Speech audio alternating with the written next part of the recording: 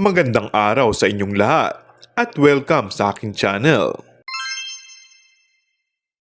Napuno ng kilig ang online world nang kumalat sa social media ang big announcement ng Kim Pao o ng stars na sina Kim Chiu at Paolo Abilino sa May 12, 2024.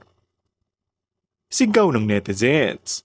Ito ba ang gustong sabihin ni na Paolo at Kim tungkol sa kanilang tunay na relasyon? Komento nga ng kinikilig na Kim Pao fan. This is it. Kayo na ba talaga Tisoy at Queen Kim? Sa sobrang kilig ng mga fans, super excited na silang makita kanilang mga idolo.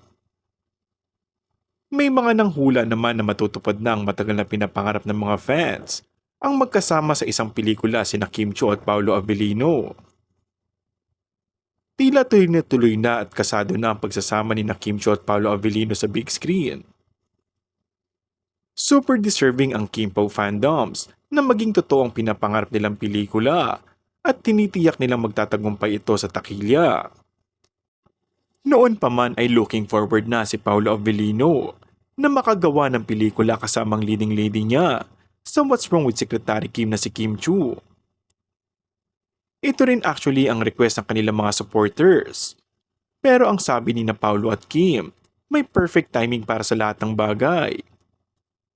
Say ni Paolo, kung mabibigyan sila ng pagkakataon ni Kim na mag-collab sa pelikula, game na game raw siya at willing makipag-co-produce.